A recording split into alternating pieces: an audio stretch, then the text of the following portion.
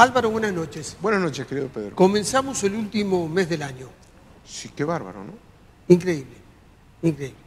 Bueno, hablemos sobre ficha limpia. Escuchaste mi editorial.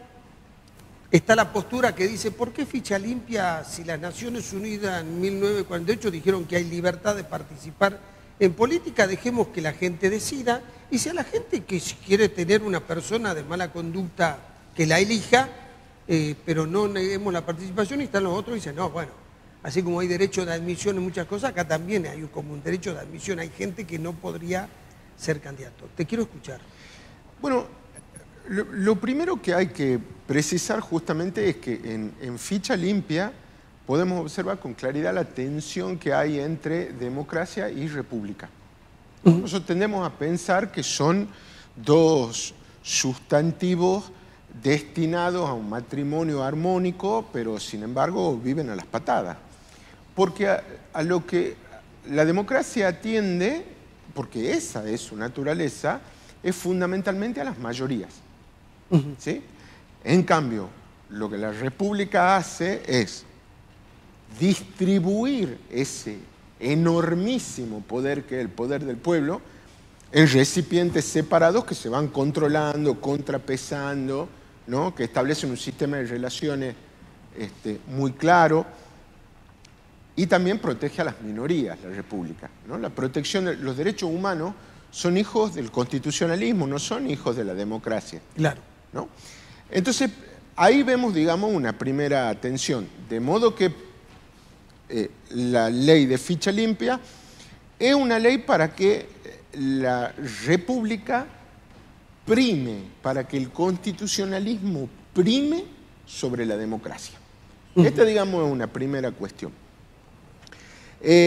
Con lo cual, sí, digamos, es decir, vos técnicamente, lo que, si nos paramos en la vereda de la democracia, el planteo va a ser, che, ¿no debería el poder del pueblo ser verdaderamente absoluto y permitir que el pueblo elija a quien quiera? Bueno, si nos paramos del lado de la república, el planteo es, che, ¿que no vamos a mejorar la calidad de la democracia? La democracia quiere más democracia, la república quiere mejor democracia. La ley de ficha limpia es una ley para mejor democracia. Ahora bien, respecto del debate que se plantea en la Argentina en estos momentos, hay dos cuestiones. Una primera cuestión de forma política, una segunda cuestión de fondo e institucional. La cuestión de forma es que terminamos, finalmente, no va a haber ley de ficha limpia este año, ¿no? Dicho esto por el presidente de la Nación a través de su vocero, que es el ministro Adorni, ¿no? Adorni dijo que va a haber ficha limpia, pero no este año. Me hace acordar particularmente una obra de teatro que se llamaba Esperando a Godot, donde uno de los personajes tenía un cartelito que decía, Godot no viene hoy, llega mañana, ¿no? Y vos ibas todos los días y estaba el mismo cartel, como el cartel de la despensa que dice, hoy no fío, mañana sí. El problema es que el cartel no se actualiza. No, ni pierde vigencia. Claro, siempre es mañana, digamos, ¿no?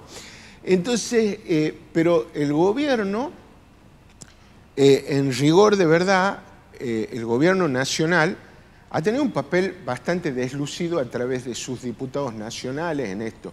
Fracasó en 2 oportunidades el tratamiento de la ley de ficha limpia en el Congreso, y ese fracaso de la ley de ficha limpia tuvo como protagonistas sobresalientes a los diputados de La Libertad Avanza, que encima son poquitos, pero son 38, con lo cual a la última sesión faltaron 9. 9. Te faltó el 25% de la bancada de repente, digamos.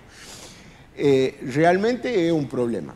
Y entonces, lo que esto significa, la lectura de esto claramente ha sido que el gobierno no promueve ficha limpia porque sacaría de juego como candidatos a aquellos pretendientes a ejercer cargos públicos electivos que ya han tenido doble instancia judicial condenatoria por delitos contra la corrupción, y ahí salió de juego Cristina Fernández de Kirchner. Y Cristina Fernández de Kirchner es una especie de adversario elegido, ¿no?, por La Libertad Avanza. Es decir, ya,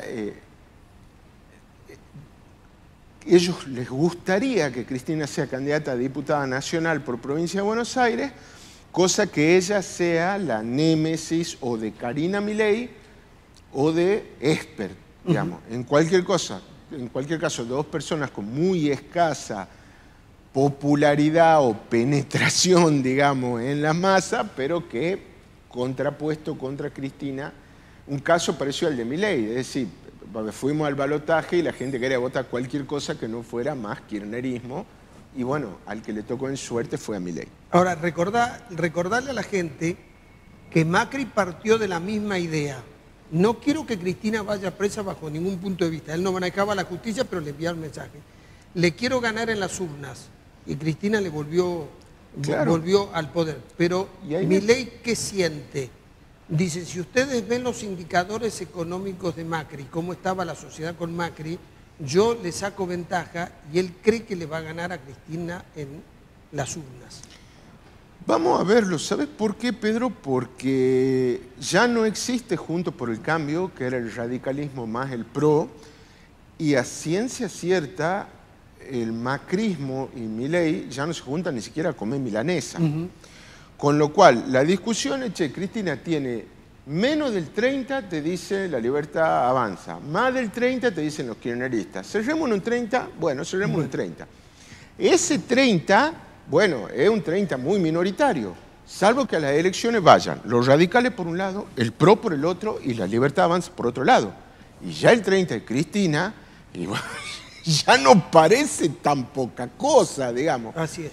Vamos a ver finalmente cómo termina cuajando esta cuestión. Ahora bien, al gobierno lo que lo apuró a decir que sí va a votar una ley de ficha limpia, pero de nuevo, mañana, cuando sin fecha, un mañana sine die, el pronunciamiento de la Cámara de Comercio de los Estados Unidos. Cuando fracasa la segunda sesión de la Cámara de Diputados, no aparece la socialdemocracia de Macron, ni la izquierda de Chile, o la de Uruguay, o lo de México, o el populismo de Lula da Silva diciendo qué pena. No, no, no. Aparecen los padrinos mágicos del capitalismo, que nada menos que la Cámara de Comercio de los Estados Unidos, y dicen, che, ¿y la transparencia en la Argentina? ¿Cómo vamos a invertir en Argentina si ni siquiera tienen una ley para que los condenados no puedan volver a la política? Y ahí al gobierno le cayó la paletilla y se empezó a apurar con la cuestión de que en realidad quiere ampliar el espectro de delitos para que todos los condenados en doble instancia judicial por delitos dolosos de toda índole no puedan ser candidatos. En ese sentido, el proyecto de Jaldo supera en virtudes al proyecto de los Penatos. Absolutamente. Lo comentamos acá, es un proyecto que... Porque cuando vos decís, si una persona es inhábil moral porque fue corrupta, también es inhábil moral por dañar la dignidad de otra persona, por dañar la dignidad de la naturaleza o por estafar económicamente a jubilados. Por afectar el orden público, por lo que fuere, claro. El gobierno nacional usa la figura del delito doloso. Vos has planeado delinquir, te han dado doble condena, o sea, te condenó primero un juez y después una cámara, listo, no podés ser candidato. Ahora, esa es la cuestión, lo que estamos discutiendo en la forma. Lo que estamos discutiendo, de lo que estamos discutiendo en el fondo, para mí hay solo una alarma que se enciende. ¿Cómo hacemos, sobre todo en las denominadas provincias feudales, para donde las justicias no son independientes de las presiones del poder político, para que en esas provincias la ley de ficha limpia no se convierte en un arma de proscripción de los adversarios del régimen que esté gobernando en determinado momento. O sea, de pronto fulano es un candidato potable, creíble, con popularidad, entonces a fulano, bueno, le inventamos una causa, le inventamos cargo, en tiempo récord, que la justicia en las provincias feudales tiene cuando se le da la gana, le dictamos una primera condena y se la ratificamos en cámara, con lo cual anda a la corte, digamos, y que Dios te ayude con los tiempos judiciales, y consecuentemente lo terminamos dejando fuera de carrera. Esa es la única alarma que a mí se me enciende. Es decir, tenemos en la Argentina y en cada una de las provincias argentinas la suficiente calidad institucional y la suficiente independencia judicial para esto. Me parece que a la alarma también la está viendo el Gobierno Nacional. El Gobierno Nacional le encargó al abogado Alejandro Fargosi la redacción de un proyecto superador de ficha limpia. Y Fargosi dijo que una de las instrucciones de Milei fue que los malos no se aprovechen de esa ley para marginar a los buenos.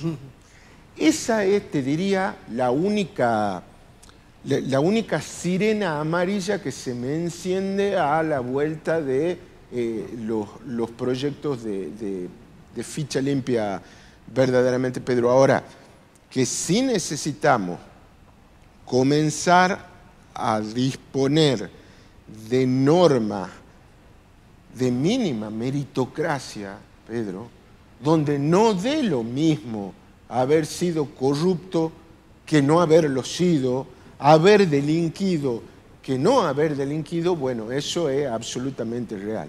Ahora, de la misma manera que ficha limpia tampoco represente, ¿cómo decirte?, una especie de amnistía contra los tiempos espantosos que tienen algunas Cortes Supremas de Justicia como la de la Nación. La Corte Suprema de la Nación resulta que no tiene plazos para entender los temas que llegan hasta su ámbito. Y entonces hemos tenido casos como el de Carlos Saúl Menem, con doble condena, con condena en doble instancia, nada menos que por haber volado río tercero, Pedro, para tapar el tráfico de armas, que como no tenía sentencia firme, porque la Corte Nacional no se pone ningún plazo para atender ese tipo de cuestiones, terminó siendo avalado para ser candidato a senador de La Rioja, fue reelecto y se murió siendo padre de patria. Sí, es terrible. El tema de la Corte nuestra está antes del Big Bang, cuando no había materia ni tiempo. Sí, señor, me encantó. Gracias, Álvaro. Muchas gracias a vos. Nos volvemos a ver la próxima semana.